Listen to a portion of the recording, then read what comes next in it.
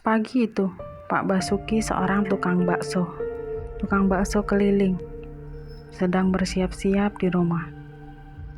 Dapur rumahnya yang sederhana dipenuhi aroma kaldu yang baru saja dimasaknya sejak subuh. Di sudut dapur, istrinya Pak Basuki, Bu Erna, sedang memotong-motong daun bawang dengan lincah. Pak Basuki duduk di kursi kayu, menyesap teh hangat sambil memeriksa bahan-bahan yang akan dibawa siang nanti. "Bakso sudah siap, Bu?" tanya Pak Basuki. Bu Erna mengangguk sambil tersenyum tipis. "Iya, tinggal goreng tahu dan siapkan mie. Tadi malam hujan deras, semoga siang nanti ramai pembeli." Pak Basuki menghela napas panjang, memikirkan cuaca yang akhir-akhir ini tak menentu. "Iya, kalau hujan lagi mungkin sepi-sepi. Kita jalani saja, rezeki sudah ada yang atur." Bu Erna berhenti sejenak melihat suaminya. "Pak, kamu nggak kepikiran buka warung saja daripada keliling terus, kasihan tenagamu?" Pak Basuki tersenyum lelah. "Pernah berpikir, Bu, tapi modalnya belum cukup. Lagian aku masih suka keliling, bisa ngobrol sama pelanggan dengan cerita-cerita mereka." Mereka berdua terdiam sesaat. Suara ayam berkokok di luar rumah terdengar samar. Bu Erna lalu melanjutkan memotong daun bawang. Sementara Pak Basuki mulai mengemasi gerobak baksonya. Tak lama kemudian anak mereka yang masih kecil, Mega dengan rambut yang acak-acakan. "Pak, nanti aku ikut jualan ya. Aku mau bantu," teriak-teriak. "Bakso, bakso." Pak Basuki tertawa mengacak rambut Mega. "Iya, tapi habis bantu jangan lupa belajar, biar jadi anak pintar, nggak kayak bapak yang cuma bisa jualan bakso." Mega tersenyum lebar. "Iya, Pak." Suasana rumah terasa hangat, meski sederhana. Pak Basuki merasa bersyukur, meski hidupnya tak bergelimang harta. Ia masih dikelilingi orang-orang yang dicintainya. Setelah semuanya siap, ia menghela napas dan keluar dari rumah. Siap mulai hari yang penuh dengan lika-liku sebagai tukang bakso keliling. Pak Basuki memeriksa sekali lagi gerobak baksonya yang sudah rapi di halaman rumah. Wadah bakso, mie, tahu goreng, dan semua perlengkapannya sudah tertata. Dia menengok ke arah dapur melihat Bu Erna yang masih sibuk merapikan dapur setelah membantu menyiapkan jualannya. "Bu, aku berangkat dulu ya," ucap Pak Basuki sambil melangkah ke depan pintu. Bu Erna keluar dari dapur mengelap tangannya dengan celemek yang dikenakannya. "Hati-hati di jalan, Pak. Semoga hari ini banyak yang beli." Pak Basuki tersenyum lembut. "Amin, doain ya, Bu." Mega yang sudah siap dengan sepatu kecilnya tiba-tiba muncul dari balik pintu dengan wajah dengan penuh semangat. "Aku ikut, Pak." "Beneran ikutan jualan?" Pak Basuki tertawa kecil sambil berjongkok di depan Mega, membetulkan kemeja kecil yang dikenakan anaknya. "Iya ikut, tapi kalau capek nanti pulang sama ibu ya, jangan keluyuran terus."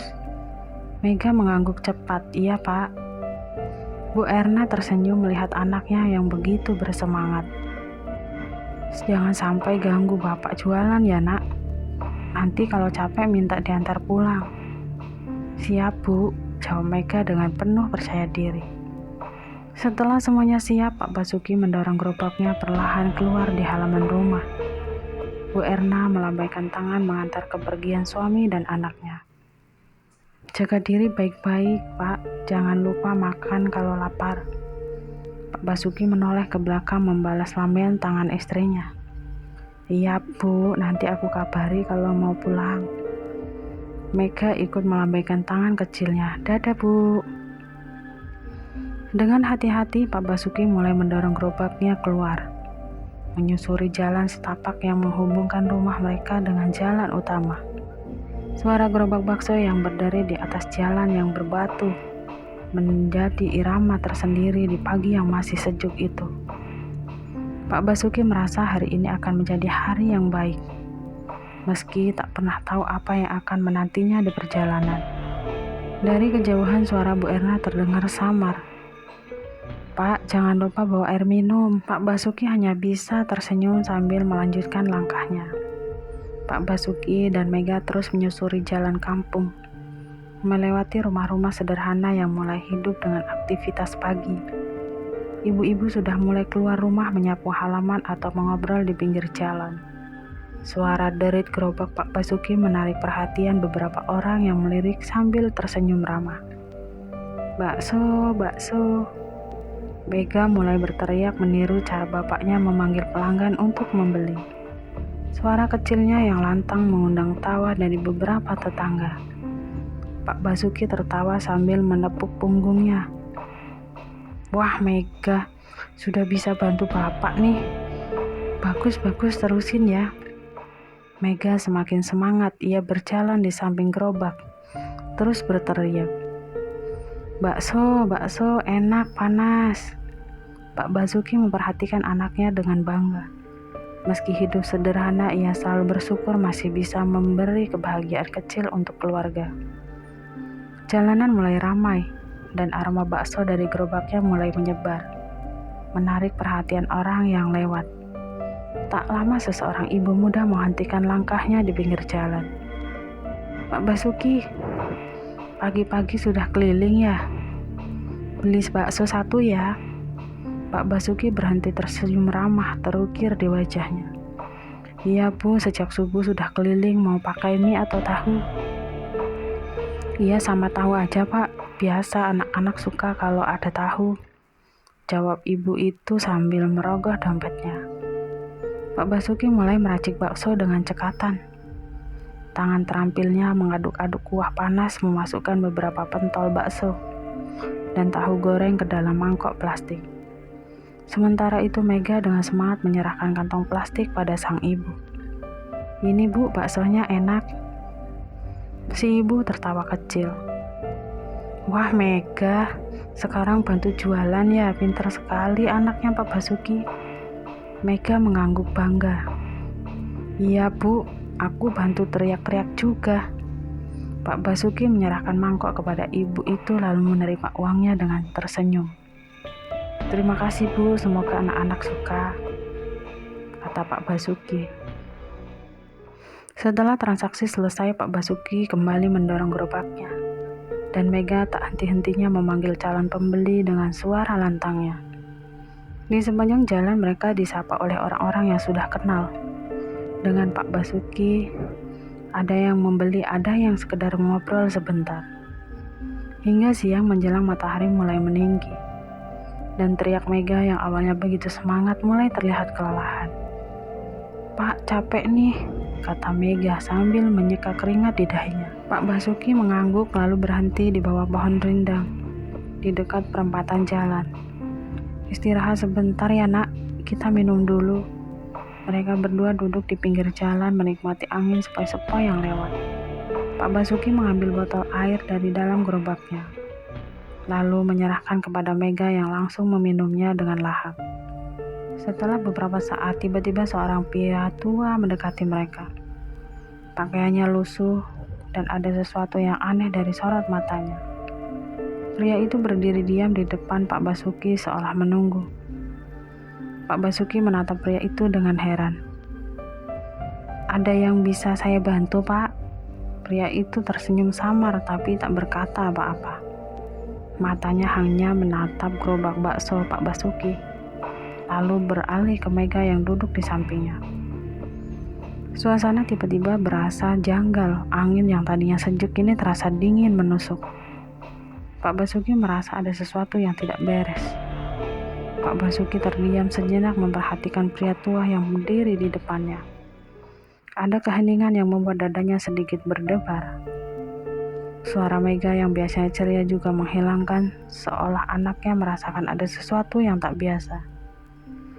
"Maaf Pak, mau beli bakso?" tanya Pak Basuki mencoba menghilangkan rasa canggung. Pria itu tersenyum tipis tapi tidak langsung menjawab. Dia justru merogoh kantong bajunya. lalu mengeluarkan selembar uang lusuh lalu menyerahkannya kepada Pak Basuki dengan tangan sedikit gemetar. "Bakso untuk anakmu."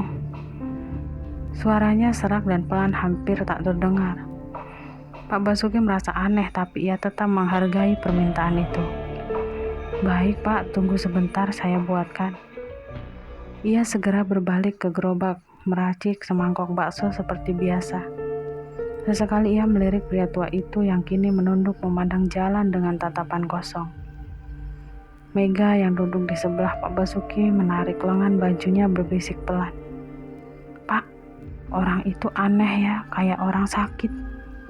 Pak Basuki mengangguk pelan mencoba menenangkan anaknya. "Iya nak, tapi kita jangan suuzon ya.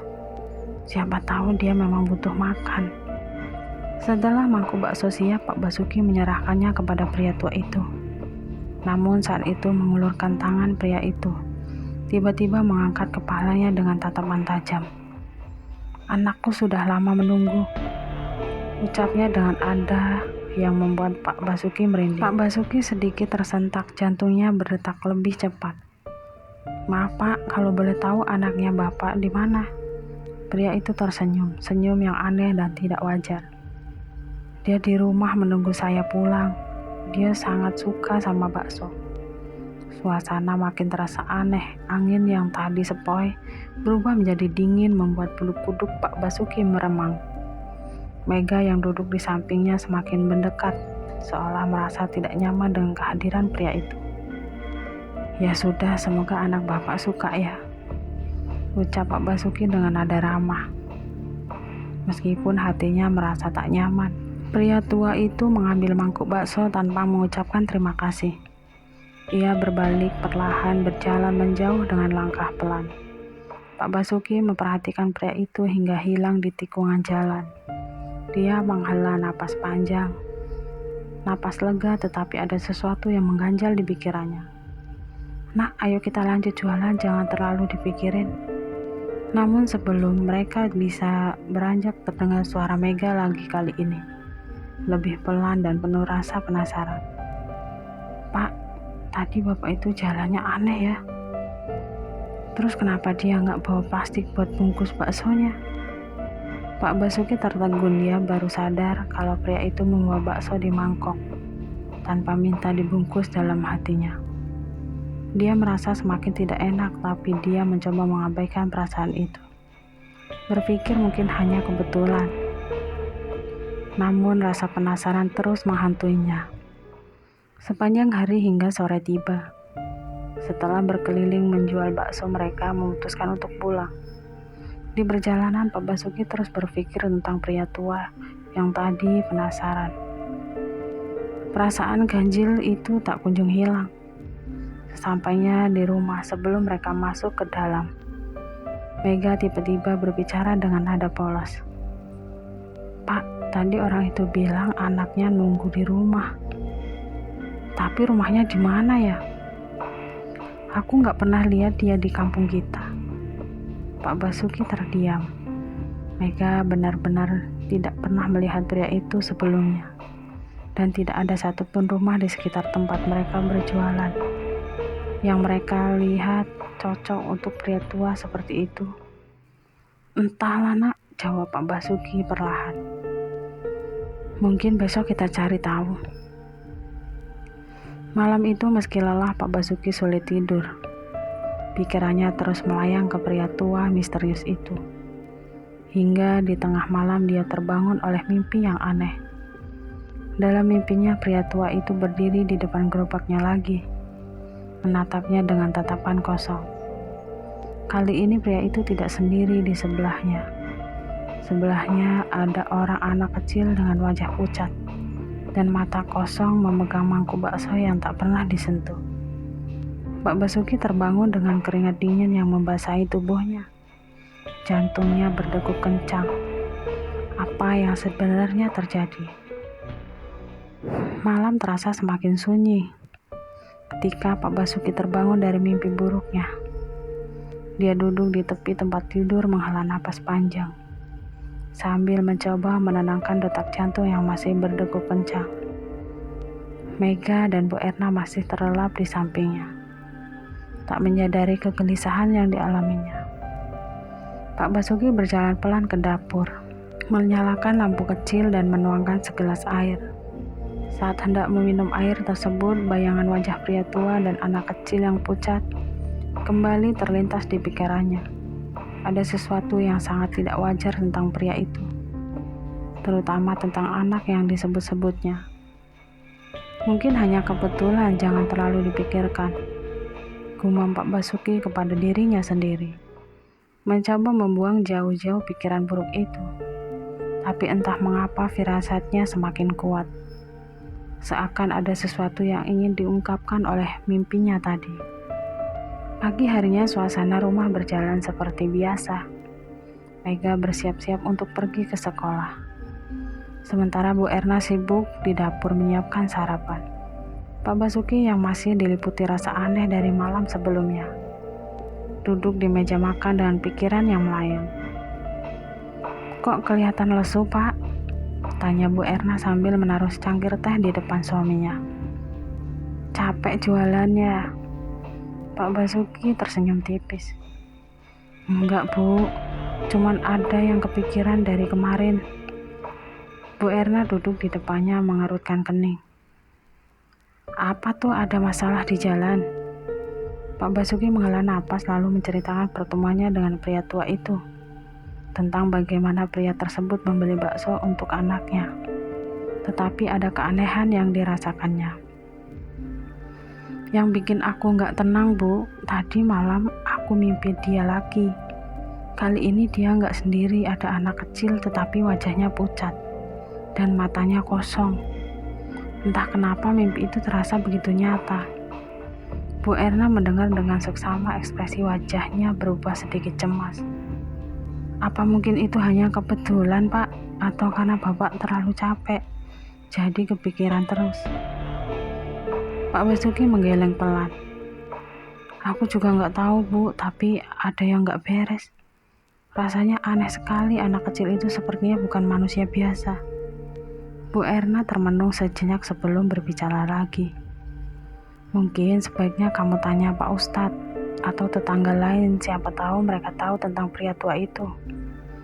Kita kan tidak pernah melihat pria itu sebelumnya di sekitaran sini."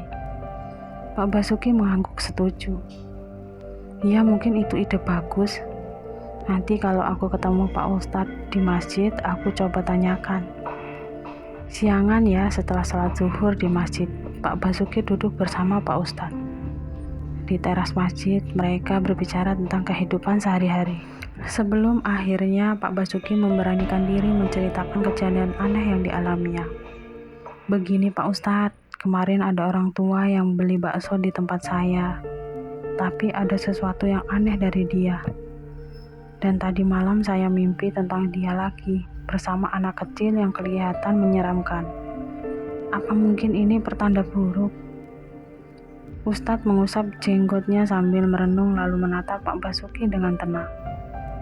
"Seringkali kejadian seperti ini bisa jadi lebih dari sekedar kebetulan, Pak Basuki. Apalagi jika ada mimpi yang melibatkan orang yang tidak dikenal. Bapak bilang anak kecil itu kelihatan pucat." Pak Basuki mengangguk. "Iya Pak Ustadz, matanya kosong, wajahnya pucat sekali, seperti bukan anak yang hidup." Pak Ustadz menarik napas panjang. "Bisa jadi Bapak sedang diberi tanda. Mungkin orang tua yang Bapak temui itu bukan orang biasa. Pernah dengar cerita tentang orang-orang yang sudah meninggal, tetapi masih berkeliaran." Pak Basuki merasakan bulu kuduk rame remang mendengar kata-kata Pak Ustadz. "Pak, maksudnya dia arwah gentayangan?" Pak Ustadz mengangguk perlahan. "Bisa jadi, terkadang orang yang meninggal tidak tenang karena ada urusan yang belum selesai di dunia. Mungkin pria tua itu dan anaknya salah satu dari mereka. Ada baiknya Bapak bersikap hati-hati. Coba cek lagi siapa dia, dan kalau memang ada yang janggal, berdoalah agar arwahnya bisa tenang." Pak Basuki hanya mengangguk. Hatinya semakin resah setelah berbicara dengan Pak Ustadz. Dia tahu bahwa kejadian ini bukan sesuatu yang biasa dianggap enteng. Tetapi di balik rasa takutnya ada keinginan untuk mengetahui lebih jauh. Siapa sebenarnya pria tua itu? Mungkin ada cerita di balik pertemuan. Ada itu yang belum terungkap. Pak Basuki pulang dengan pikiran yang berat. Perasaan bahwa sesuatu yang tidak kasat mata sedang terjadi semakin kuat. Dan dia tahu bahwa ini baru permulaan. Hari itu setelah mendengar nasihat dari Pak Ustadz, Pak Basuki masih diliputi rasa penasaran dan kegelisahan. Dia merasa harus mencari jawaban terutama tentang pria tua dan anak kecil yang terus menghantuinya, baik dalam mimpi maupun kenyataan. Tanpa berpikir panjang, sore harinya ia memutuskan untuk keliling kampung mencoba mencari petunjuk tentang pria misterius itu. Pak Basuki berjalan menyusuri jalan setapak menuju hutan kecil di pinggir kampung. Menurut cerita orang-orang, beberapa tahun lalu ada sebuah keluarga yang tinggal di hutan itu.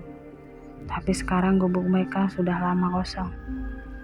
Saat matahari mulai terbenam, Pak Basuki tetap melangkah meski rasa takut mulai merayap di hatinya. Suara dedaunan yang berdesir dan burung-burung malam yang mulai berkicau membuat suasana makin mencekam. Semakin jauh ia melangkah, semakin pula ia memasuk ke dalam hutan. Udara terasa dingin dan cahaya matahari yang tersisa nyaris tak mampu menembus pepohonan lebat. Tak ada jalan setapak yang jelas, hanya rerimbunan semak dan akar-akar pohon yang menjalar di tanah. Pak Basuki mulai terasa tersesat. Dia berhenti sejenak melihat ke sekeliling, tapi tak ada tanda-tanda familiar. Ini bukan jalan biasa yang aku lalui, gumamnya pada diri sendiri. Dia mencoba berbalik, tetapi semua arah terlihat sama. Panik semua merayap nama dia terus berjalan berharap menemukan jalan keluar dari hutan yang semakin gelap.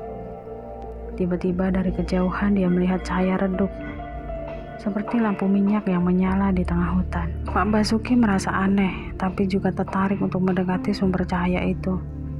Mungkin itu rumah penduduk, pikirnya, berharap bisa menemukan seseorang untuk bertanya jalan pulang. Namun ketika dia mendekat cahaya itu, ternyata berasal dari sebuah gubuk tua yang hampir roboh. Dindingnya terbuat dari kayu lapuk, atapnya bolong di sana-sini, seolah sudah lama ditinggalkan. Tapi anehnya ada cahaya dari dalam gubuk itu, seolah ada seseorang di dalamnya. Dengan ragu Pak Basuki melangkah mendekati pintu gubuk. Saat itu ia hendak mengetuk. Pintu itu terbuka dengan sendirinya, menimbulkan suara berderit yang mengerikan. Dari dalam muncul bayangan pria tua yang sangat dikenalnya. Pria yang mau beli bakso kemarin. Pak Basuki tertegun, seluruh tubuhnya menegang. Pria tua itu berdiri di ambang pintu, memandangnya dengan tatapan yang kosong dan dingin. "Kau akhirnya datang," ucap pria tua itu dengan suara yang serak dan pelan. Pak Basuki mundur selangkah, tubuhnya gemetar.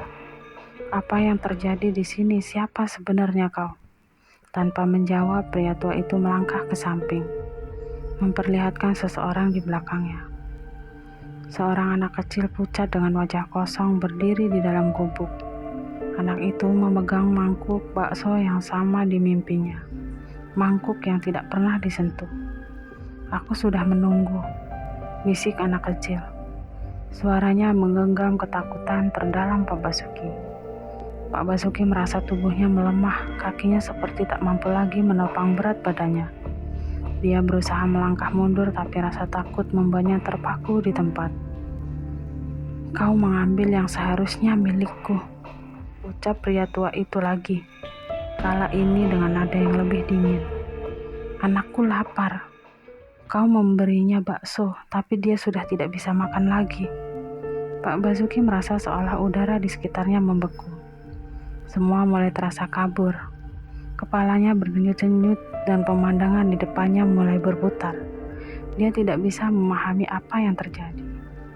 Pria tua itu dan anaknya jelas bukan manusia lagi. Mereka adalah arwah gentayangan yang belum bisa tenang. "Kuburanku di bawah sana." Pria tua itu menunjuk ke arah tanah di belakang gubuk. Matanya yang kosong bersinar dengan kejahatan yang tak terucapkan. "Temani kami." Pak Basuki merasa dunianya berputar dalam sekejap. Semua menjadi gelap. Keesokan paginya, kampung dikejutkan oleh penemuan yang aneh. Seseorang pemuda yang sedang berjalan melewati kuburan di pinggiran hutan menemukan Pak Basuki tergeletak tak sadarkan diri di tengah komplek kuburan tua yang sudah lama ditinggalkan. Wajahnya pucat, tubuhnya lemas, dan dia sama sekali tidak ingat bagaimana dia bisa sampai di tempat itu. Orang-orang segera membawanya ke rumah, dan setelah beberapa jam Pak Basuki akhirnya sadar. Namun saat ditanya, ia hanya bisa mengingat samar-samar tentang gubuk tua, pria tua dan anak kecil yang terus memandangnya dengan tatapan kosong. Tidak ada yang tahu pasti apa yang sebenarnya terjadi di hutan itu. Tapi sejak kejadian tersebut, Pak Basuki tak pernah lagi berani mendekati hutan, apalagi mencari tahu lebih jauh. Gubuk tua itu hilang begitu saja, seolah hanya muncul di saat tertentu. Dan cerita tentang pria tua dan anaknya tetap menjadi misteri yang tak terpecahkan, menyisakan ketakutan di hati Pak Basuki setiap kali dia mengingatnya.